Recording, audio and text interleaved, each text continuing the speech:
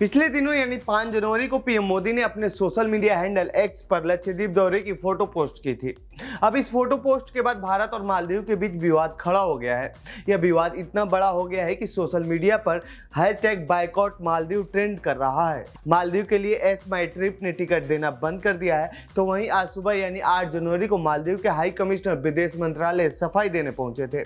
ऐसे में अब आपके मन में सवाल आ रहा होगा कि आखिर पीएम मोदी ने ऐसा क्या पोस्ट कर दिया जिसकी वजह से इतना विवाद खड़ा हो गया है। तो आइए जानते हैं इस रिपोर्ट में भारत मालदीव विवाद की क्या है वजह। भारत और मालदीव के बीच क्यों हो रहा है विवाद। दरअसल मालदीव के नए राष्ट्रपति के रूप में 17 नवंबर को मोहम्मद मोइजू ने शपथ लिया था। इसके बाद से ही भारत और मालदीव के रिश्ते में तनाव बढ़ने शुरू हो गए थे। मोइजू की सरकार चीन सरपरस्त बताई जाती रही है। यही वजह है कि जब मोइजू ने सत्ता संभाला तो सबसे पहले मालदीव में तैनात कथित भारतीय सेना को हटाने पर जोर दिया था और भारत सरकार को उनके ऑफिस की तरफ से पत्र भी लिखा गया था। यही नहीं, चुनाव के दौरान मोइजू ने इंडिया आउट का नारा भी दिया था। मोइजू के सत्ता पर काबिज होने के बाद से ही भारत और मालदीव के बीच तनाव सबसे खराब दौर में चल रहा है। कैसे शुरू हुआ मालदीव बना भारत।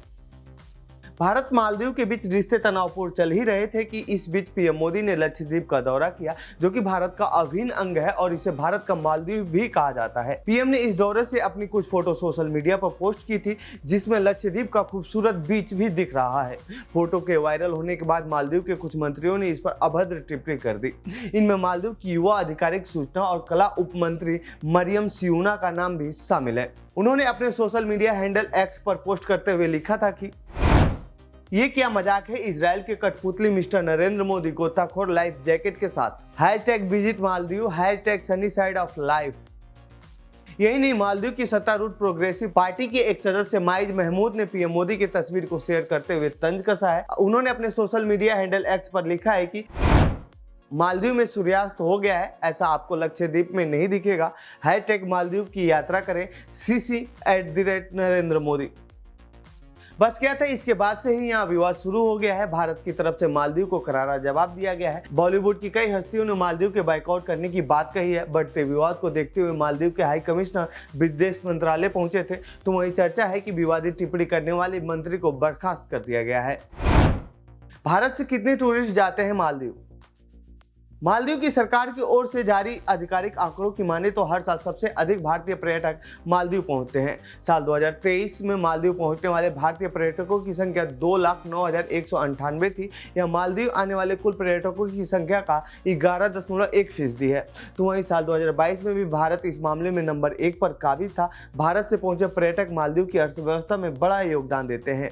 मालदीव में पर्यटन एक ऐसा सेक्टर है जिसमें सबसे अधिक लोग रोजगार पाते हैं। इनमें से अधिकतर होटल, रेस्टोरेंट और ट्रांसपोर्ट सेक्टर में नौकरी करते हैं।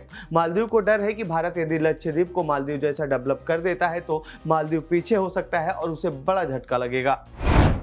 मालदीव को भारत से किस बात का डर है। मालदीव के राष्ट्रपति को डर है कि ऐसी बयानबाजी के कारण अगर भारतीय पर्यटक नहीं आते हैं तो देश की अर्थव्यवस्था को तगड़ा झटका लग सकता है। यह झटका इतना बड़ा होगा कि जिससे मालदीव के लिए उबरना इतना आसान नहीं होगा। मालदीव भारत के सबसे नजदीक है। मालदीव अपनी सुरक्षा से लेकर खाने पीने, इलाज और दूसरी सभी जरूरत के लिए पूरी तरह से भारत पर निर्भर है। मालदीव द्वीपीय देश है, ऐसे में वहाँ के लोगों के लिए सी फूड को छोड़कर सभी प्रकार के अनाज, मसाले और दूसरे खाने की चीजें भारत से जाती हैं।